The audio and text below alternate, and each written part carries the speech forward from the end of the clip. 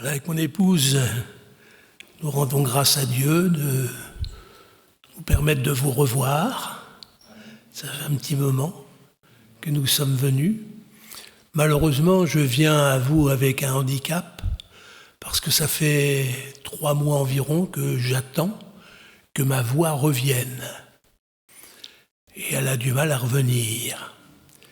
Mais je compte sur la grâce de Dieu. Il est bon, il est notre secours.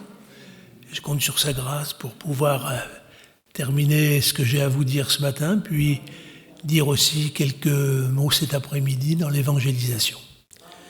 C'est un plaisir aussi de revoir notre frère Alain Lancel et son épouse. Avec mon épouse, on vous salue tous bien fraternellement. Je n'ai pas pu chanter les cantiques avec ma voix parce que je fais l'économie. Vous comprenez ? Peut-être avez-vous dit, tiens, le pasteur il chante pas, le pasteur il n'a pas loué le Seigneur. C'est parce que je fais l'économie. Vous comprenez ce que je veux dire ? Comme quoi, il ne faut pas juger trop vite. Et quand on sait les choses, on peut comprendre. Je n'ai pas pu chanter avec ma voix, mais j'ai chanté avec mon cœur. J'ai chanté avec mon cœur. C'est un bonheur de pouvoir chanter ces cantiques à la gloire de son nom. Vous connaissez le texte que nous allons lire maintenant. Je désire entendre ta voix. Il vaut mieux entendre celle du Seigneur. Mais si toutefois vous pouvez aussi entendre un peu la mienne, eh bien que le Seigneur nous bénisse ensemble. Et que nous puissions mettre à profit ce que Dieu veut nous dire par le moyen de sa parole. Vous êtes d'accord avec ça ? Que Dieu puisse parler à nos cœurs, que nous nous sentions concernés par la lecture, par la méditation de la parole de Dieu. C'est pas le message qu'on va noter 1, 2, 3, 10, 15 sur 20. Ça, on s'en fiche pas mal. L'important, c'est de recevoir. Le dernier chant que vous avez chanté, je désire recevoir ta parole. Et puis vous avez remarqué, vous avez chanté aussi, je désire recevoir ton esprit. Vous savez, quand on a la parole et l'esprit, on a tout. On peut lire, si vous voulez bien, dans le premier livre des rois, un texte que nous connaissons presque sur le bout des doigts, le premier livre des rois, au chapitre 19. On va lire les 8 premiers versets de ce chapitre 19. Premier livre des rois, chapitre 19. Akab rapporta à Jézabel tout ce qu'avait fait Élie et comment il avait tué par l'épée tous les prophètes. Jézabel envoya un messager à Élie pour lui dire « Que les dieux me traitent dans toute leur rigueur, si demain, à cette heure, je ne fais de ta vie ce que tu as fait de la vie de chacun d'eux. » Élie, voyant cela, se leva et s'en alla pour sauver sa vie. Il arriva à Beer-Shéba, qui appartient à Juda, et il y laissa son serviteur. Pour lui, il alla dans le désert où, après une journée de marche, il s'assit sous un genêt et demanda la mort en disant « C'est assez maintenant. Éternel, prends mon âme, car je ne suis pas meilleur que mes pères. » Il se coucha et s'endormit sous un genêt. Et voici, un ange le toucha et lui dit « Lève-toi, mange. » Il regarda, et il y avait à son chevet un gâteau cuit sur des pierres chauffées et une cruche d'eau. Il mangea et but, puis se recoucha. L'ange de l'Éternel vint une seconde fois, le toucha et dit « Lève-toi, mange, car le chemin est trop long pour toi. » Il se leva, mangea et but, et avec la force que lui donna cette nourriture, il marcha 40 jours et 40 nuits jusqu'à la montagne de Dieu en Horeb. Amen. Vous le savez aussi bien que moi, on sait que par expérience, la vie chrétienne n'est pas à l'abri des difficultés de la vie. Le Seigneur d'ailleurs nous a avertis. Il a dit à ses disciples dont nous sommes le prolongement, « Vous aurez des tribulations dans le monde », mais il a ajouté, et c'est ça qui est intéressant, il a ajouté « Mais prenez courage, j'ai vaincu le monde ».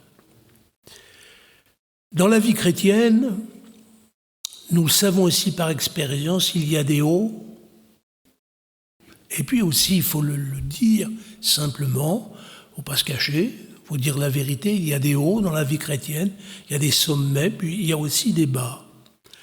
Mais il faut savoir que les hauts comme les bas, ça fait partie de l'école de Dieu. Et nous avons besoin de passer par les hauts, comme nous avons aussi quelquefois besoin de passer par les bas pour nous rendre compte que Dieu est toujours le Dieu du secours. Même Jean-Baptiste, il est passé par un moment de passage à vide. C'est d'ailleurs dans cet esprit-là que je suis venu vers vous, pour ceux et celles, pour quelqu'un d'entre nous qui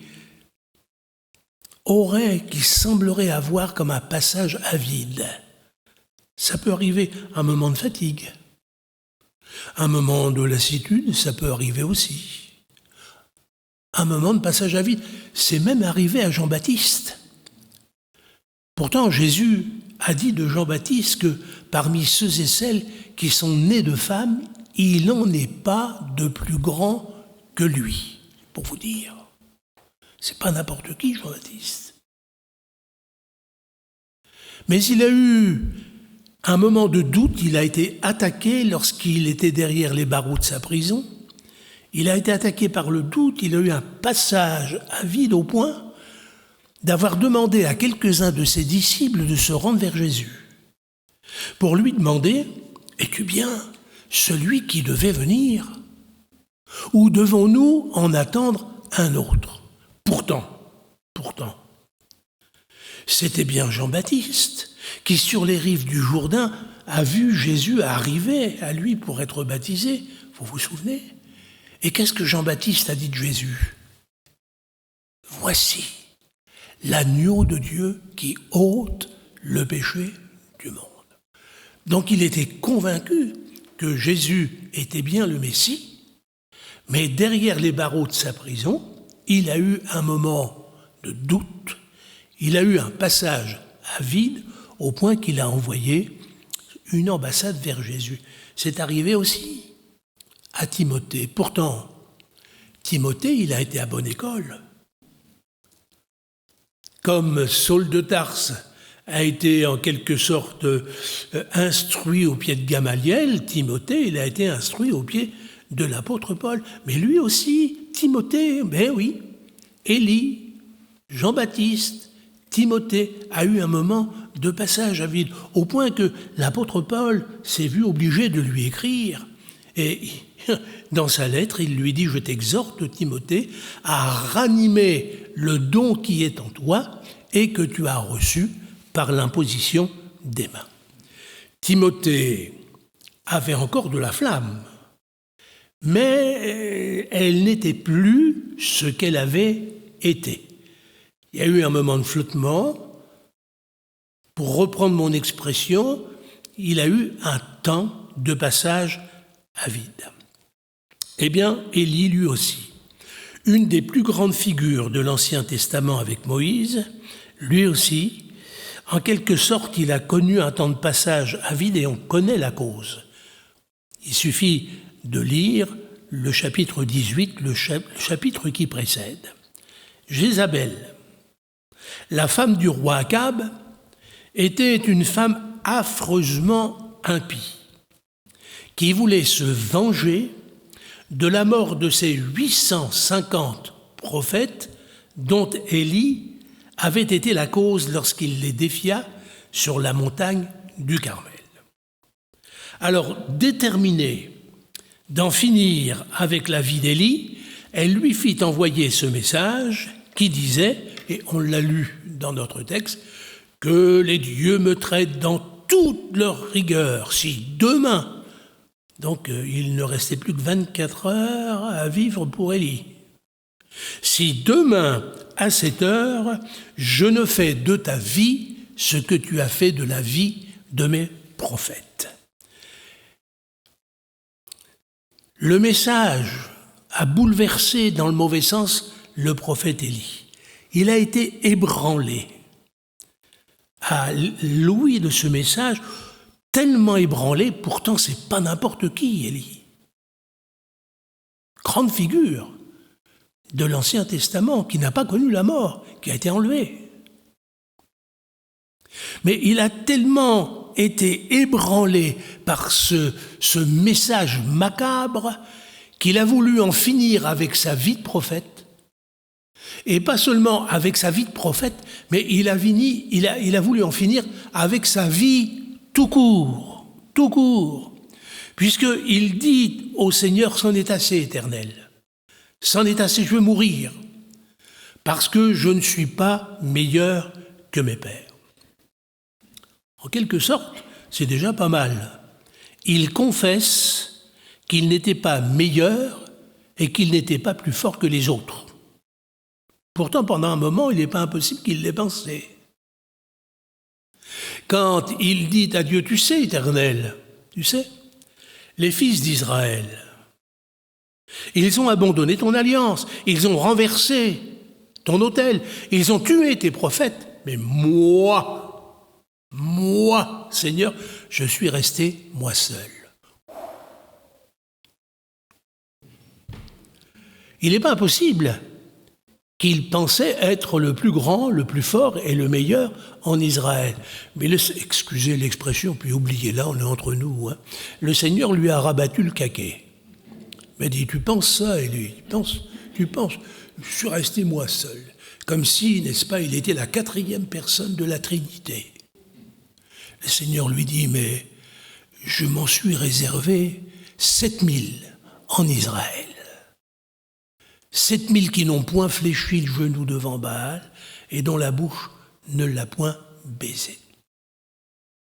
Assis, sous son genêt, il est allé dans le désert et après une journée de marche, fatigué, sous l'ardeur du soleil, il s'est assis sous son genêt.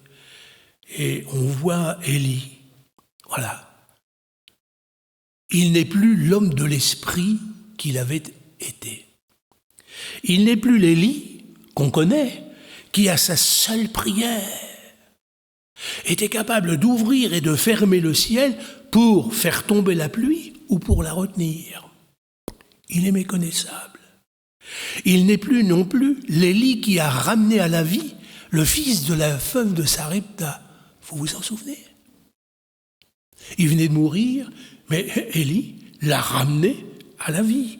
Il n'est plus l'Élie qui a multiplié l'huile et la farine de la veuve de Sarepta. Il n'est plus cet homme-là. Il a eu un temps de passage à vide. Il n'est plus l'Élie qui faisait descendre le feu du ciel. Vous vous rappelez? Lorsque le feu est tombé au sommet du Carmel sur l'Holocauste, il a brûlé non seulement l'Holocauste, mais le bois de l'autel, les pierres de l'autel, et puis l'eau qui était tout autour, et même la terre. Il n'est plus cet homme-là. Il a été, mais dans son temps de passage à vide, il n'est plus ce qu'il a été. Et sous son genêt, privé de toute énergie, Élie disait à Dieu, « Je vais mourir, je veux mourir. » Mais Dieu lui a répondu, « Non, non, tu ne mourras pas. » Il s'était arrêté, mais Dieu lui a dit, « Moi, je vais te remettre en selle. » Alléluia.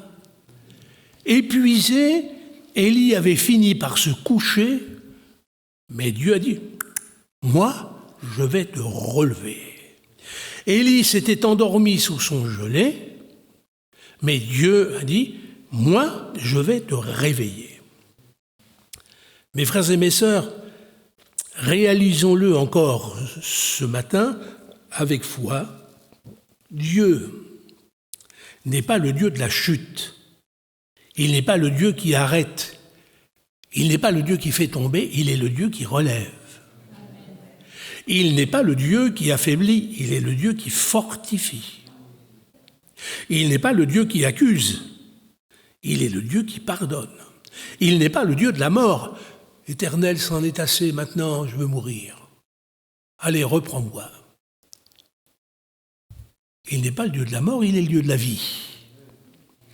Et l'Écriture le dit haut et fort, Dieu ne brise pas le roseau cassé, et peut-être que quelqu'un pourra se reconnaître en disant « j'ai plus la même énergie, j'ai plus les mêmes motivations, je sens comme une lassitude, je suis en train de passer par un passage à vide, je ne suis plus le frère que j'ai été, je ne suis plus l'homme, la femme de Dieu que j'ai été, je passe par un moment difficile. » Eh bien, l'Écriture le dit haut et fort, il ne brise pas le roseau cassé et le Seigneur n'éteint pas la mèche qui fume encore. L'Écriture ajoute que Dieu donne de la force à celui qui est fatigué. Il faut entendre ça ce matin. Non pas l'entendre comme une prédication, parce qu'on a tellement l'habitude d'entendre des prédications, on en entend des prédications dans l'année. Mais comme nous l'avons chanté, je désire entendre ta voix. C'est ça que nous avons chanté. Et si nous l'avons chanté avec foi, la voix de Dieu, on peut l'entendre. Il donne de la force à celui qui est fatigué.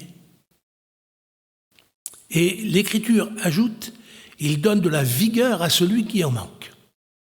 C'est dans sa parole. Il augmente la vigueur de celui qui tombe en défaillance. Je voudrais vous rappeler ce matin, mes frères et mes sœurs, que Dieu n'est pas celui qui va laisser en panne ses enfants. Peut-être tu connais un moment de panne, mais Dieu qui est amour, Dieu qui nous aime, parce qu'il nous aime, je vais vous dire pourquoi, parce que nous sommes précieux à ses yeux. Aussi précieux que la prunelle de ses yeux. C'est pour ça qu'il nous aime. C'est pour ça que nous avons de la valeur à ses yeux.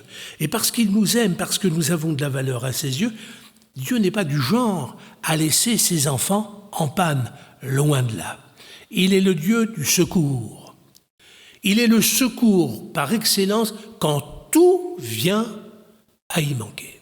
Vous connaissez bien ce texte du psaume « Je lève les yeux vers les montagnes ». C'est l'interrogation, il se demande comment il va en sortir. Comment il va pouvoir sortir de l'état où il était? Mais d'où peut me venir le secours? Et puis on arrive avec la réponse, le secours me vient de l'Éternel, qui a fait les cieux et la terre. Le secours me vient de l'Éternel. Et je suis en train de vous parler de la parole de Dieu, qui est un secours. Le secours me vient de l'Éternel. Non, tu ne mourras pas, tu vivras. Tu t'es arrêté, mais moi je vais te remettre en selle. Tu es fatigué, mais moi je vais te redonner de la force.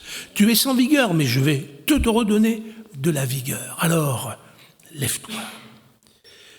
Tu es le Dieu du secours, et si, comme ça arrive parfois, le secours de Dieu tarde à venir, ça ne veut pas dire qu'il ne viendra pas. Parce qu'il me semble avoir lu sur le tableau, quand tu as lu le texte,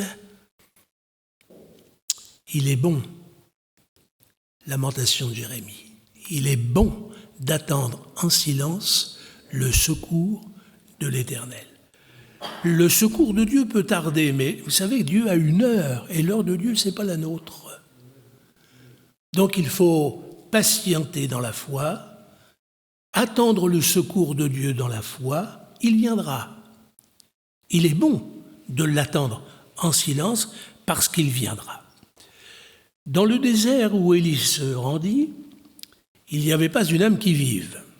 Il n'y avait personne pour le voir. Pour ça qu'il a fait une journée de marche et qu'il avait laissé son serviteur derrière lui. Personne pour le voir, personne pour l'entendre. Mais je vais vous dire ce matin, mes frères et mes sœurs, quand il n'y a personne pour nous voir, quand il n'y a personne pour nous entendre, il y a Dieu qui nous suit des yeux. N'oubliez jamais ça. Il y a Dieu qui nous suit des yeux. J'apprécie beaucoup le psaume 32 où l'Éternel dit à David « J'aurai le regard sur toi ». Et celui qui a eu les regards sur David, c'est le même, parce qu'il n'a pas changé, qui a aussi son regard sur nous.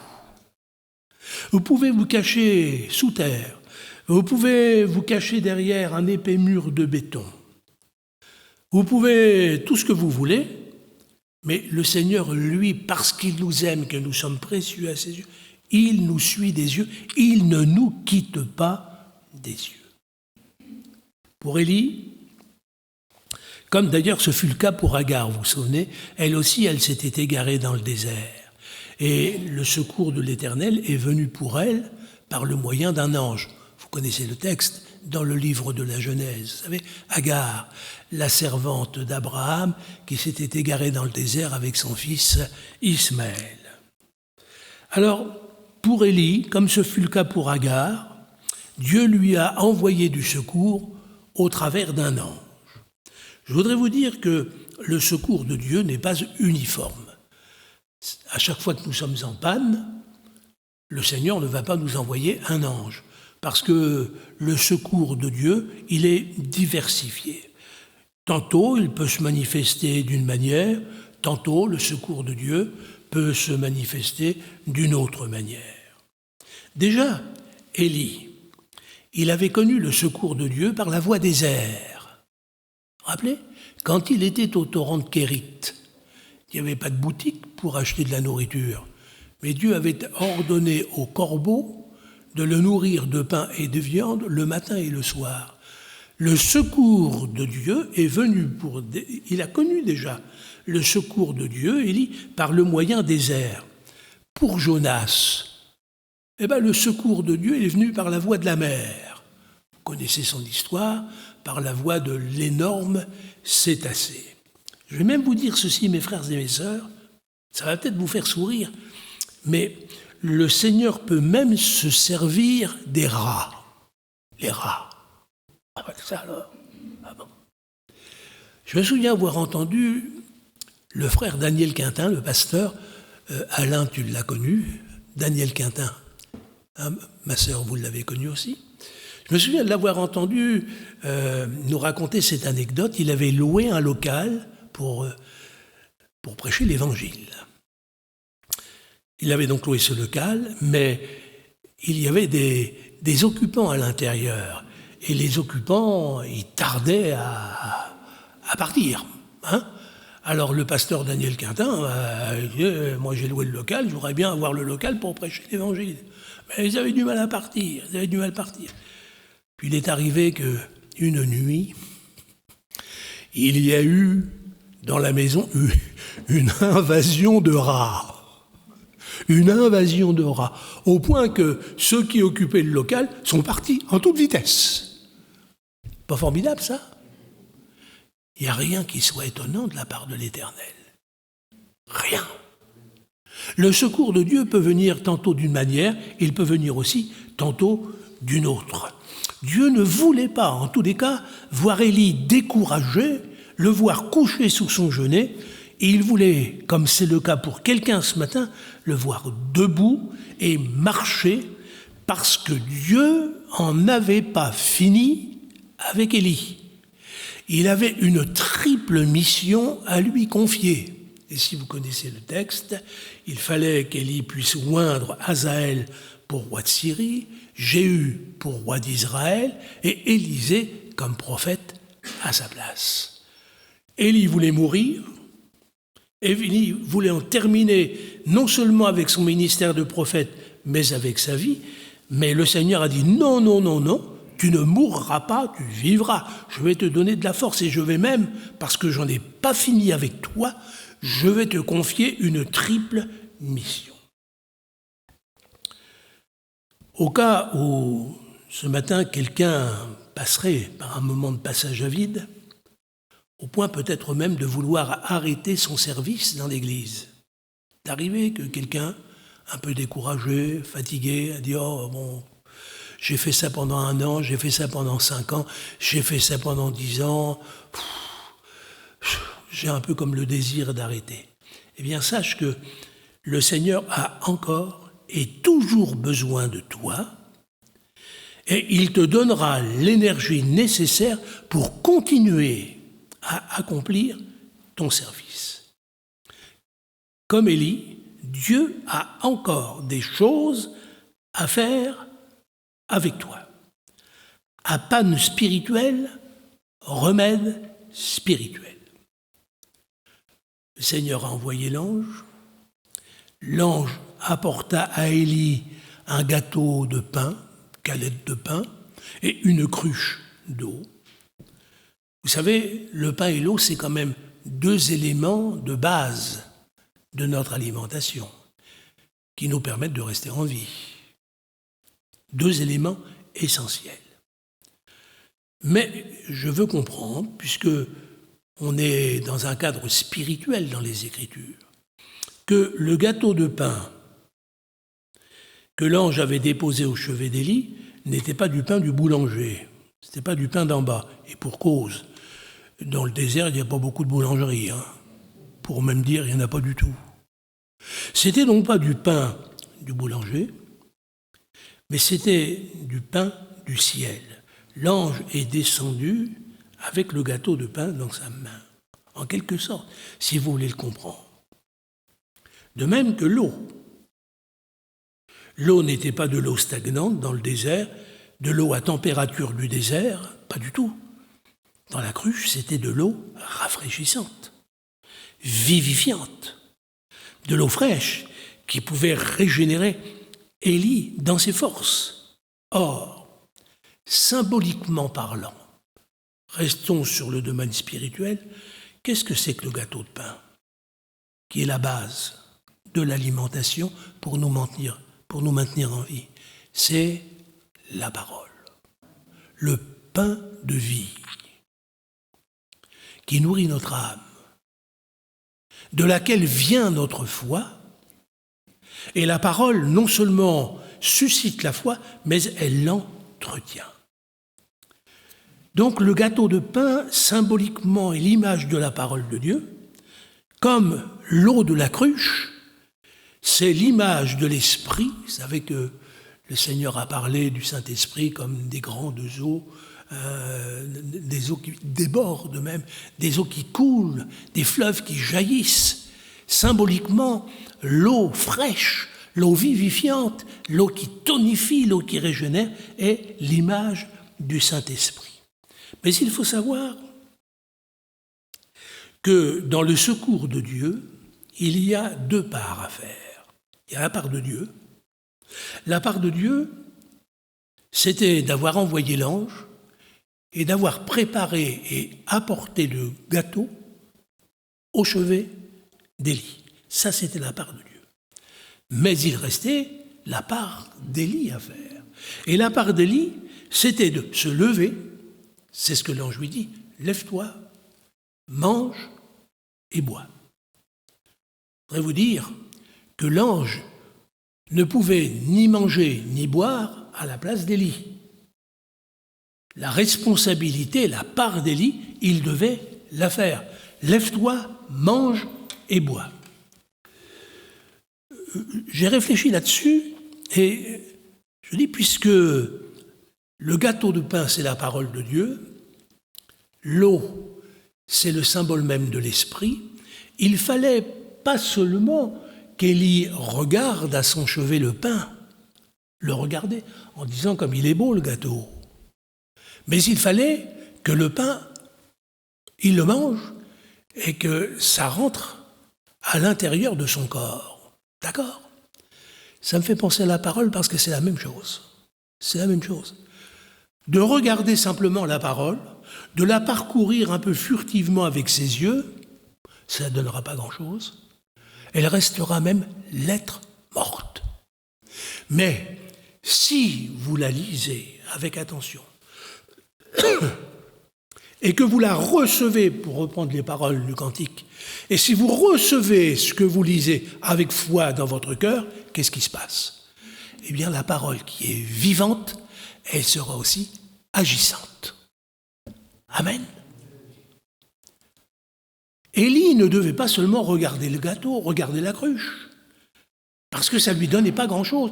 De même que quand furtivement, on ouvre un peu la parole, on la lit un petit peu, mais si on ne la reçoit pas à l'intérieur, il fallait que le pain, hop, passe à l'intérieur. Il fallait que l'eau, il la boive et qu'elle passe à l'intérieur.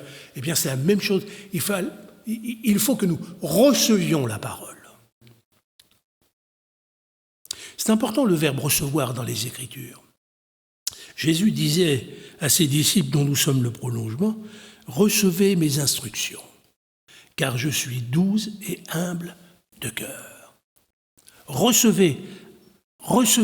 L'apôtre Paul, quand il écrit aux Thessaloniciens, il dit ceci, « Nous rendons grâce à Dieu de ce qu'en recevant l'intérieur, pas seulement voir la parole, pas seulement la lire, mais nous rendons grâce à Dieu de ce qu'en recevant la parole de Dieu, vous l'avez reçue, non pas comme la parole des hommes, mais comme la parole de Dieu qui agit en vous qui croyez. » Lire la parole, c'est une chose, mais la recevoir en profondeur en est une autre.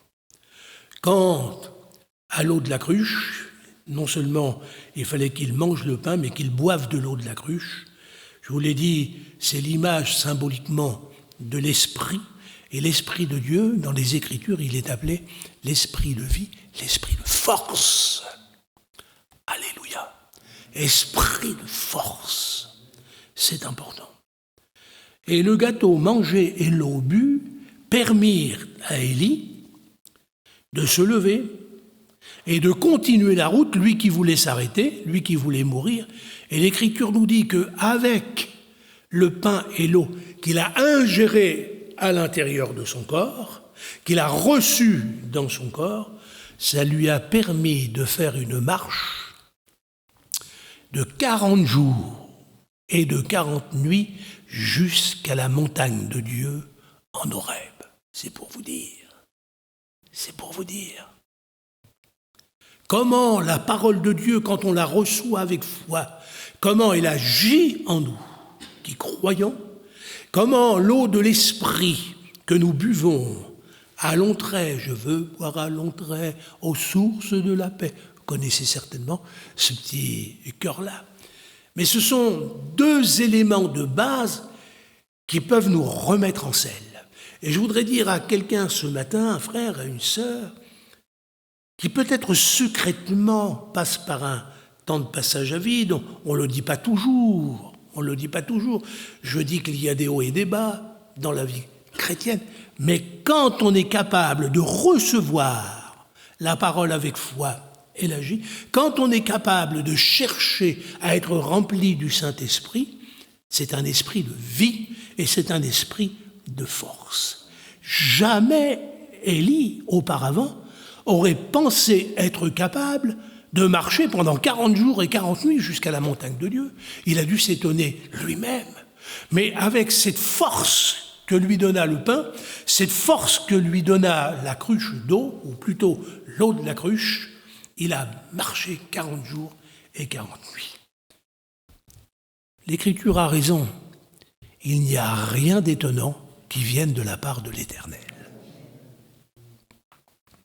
Dieu ne voulait pas qu'Élie reste amorphe sous son jeûner, il voulait qu'il mange la parole. Il voulait qu'il boive l'eau de l'esprit afin de continuer la route. Élie disait à Dieu, je veux mourir. Mais Dieu a dit non, non, tu ne mourras pas, tu vivras. Et il s'était arrêté, mais Dieu a dit, écoute bien, parce que c'est de toi aussi qu'il s'agit. Je vais te remettre en selle, Élie, et je vais te faire prendre un nouveau départ. T'entends ça? Parce que Dieu dit à Élie, il peut le dire à toi ce matin, dans le secret de ton cœur. Élie s'était couché, mais le Seigneur a dit, moi je vais te relever. Il s'était endormi, mais le Seigneur a dit, écoute-moi, je vais te réveiller. Et l'expérience d'Élie, mais ça peut être aussi pour toi, ton expérience ce matin. Si tu entends la parole de Dieu, je désire entendre ta voix. Si tu es venu dans cette maison de prière avec dans ton cœur le désir de dire « J'ai besoin, Seigneur, d'entendre une parole de ta part ». Si tu es venu dans cet esprit-là, et si, en le disant à Dieu, tu as cru que Dieu a entendu ta prière, eh bien voilà, le Seigneur te donne la possibilité de faire la même expérience qu'Élie a faite. L'expérience d'Élie peut devenir la tienne. Parce que Dieu en a pas fini avec toi, il a encore des choses à faire. Avec Dieu, rien n'est jamais fini. Béni soit son nom. Rien n'est jamais fini. Dieu s'est souvenu d'Élie. Il n'est pourtant personne pour le voir, personne pour l'entendre. J'aurai le regard sur toi. Jamais le Seigneur ne nous quitte des yeux, jamais. Il s'est souvenu d'Élie comme il se souvient de toi.